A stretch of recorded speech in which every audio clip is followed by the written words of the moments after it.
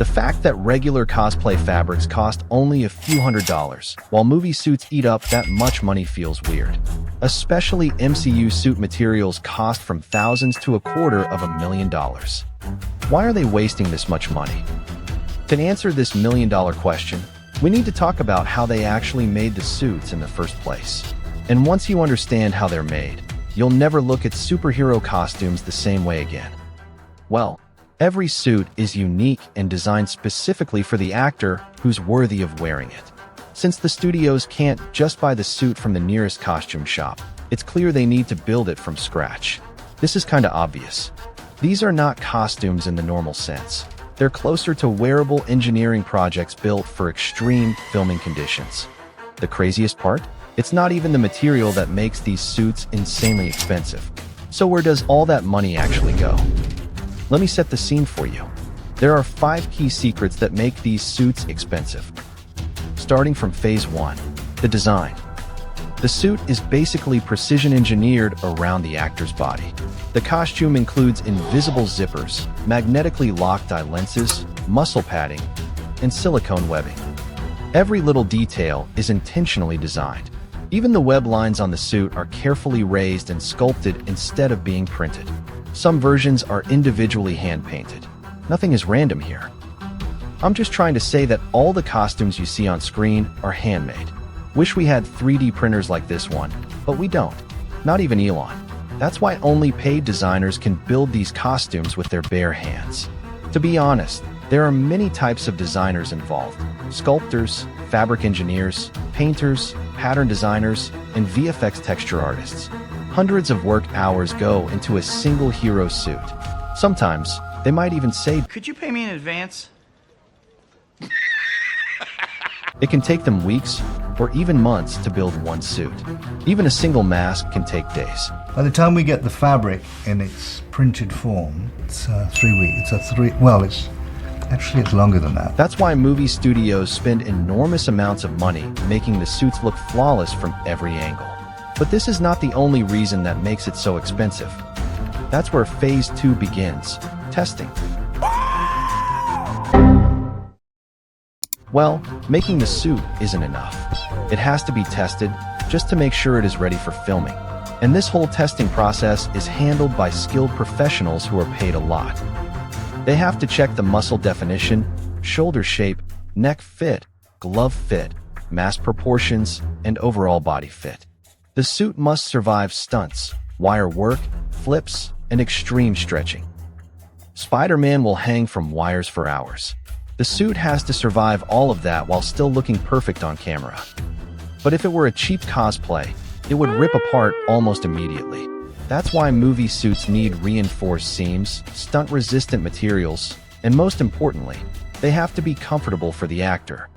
Is it comfortable in any way? No, not in the slightest. It looks amazing, it feels terrible. It's annoying, but they still made the movie anyway. However, a fully functional suit still isn't enough. This leads us to the next phase, quality. Now, don't get me wrong, modern cosplayers are amazing. Some fan-made Spider-Man suits look incredible, but Hollywood operates on a completely different level. A cosplay only needs to look good, but a movie suit has to survive stunts, work with CGI, and handle months of filming. That's why the cost difference becomes enormous. The costume has to look good in person, but at the same time, it also has to look perfect on camera. That's the reason why Raimi's suit looks like this, instead of this, or this. Ah! Good God! Well, we've talked about the main qualities of the suits, but I almost forgot to mention quantity. Buying industrial quantity of fabric to make a single suit may not be that expensive. So then, what makes it expensive? Let's be realistic. Due to repetitive stunts during the filming process, the suits get worn out and can become completely useless for the next shot. This forces the team to make multiple duplicates. This time we're making 35 suits.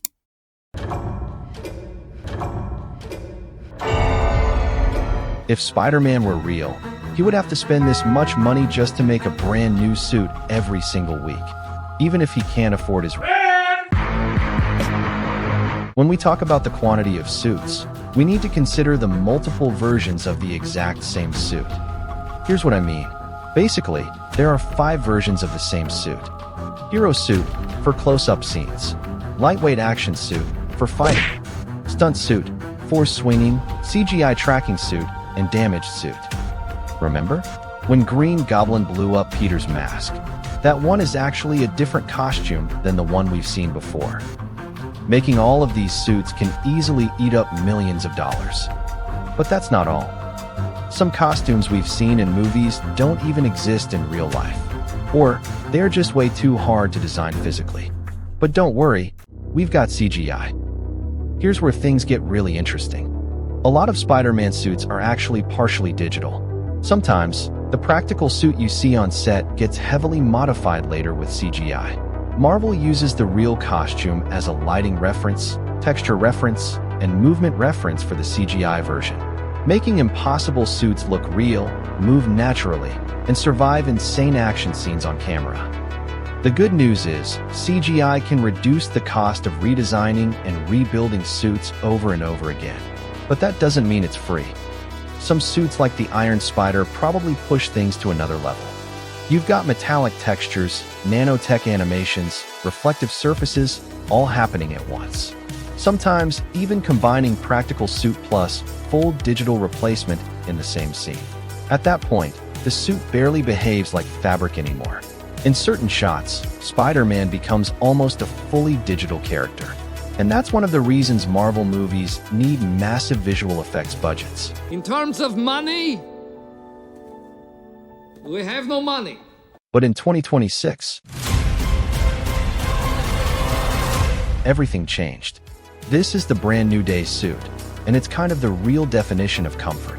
Because this is where the MCU really leans into the idea that Peter Parker is supposed to be a kid making his own suit with a box of scraps. So instead of overly complex designs, they went for something much simpler, more comic accurate, less webbing, thinner fabric, and a cleaner overall look. That also makes it way more comfortable for the actor. It's easier to wear compared to the older suits that could take several minutes just to put on.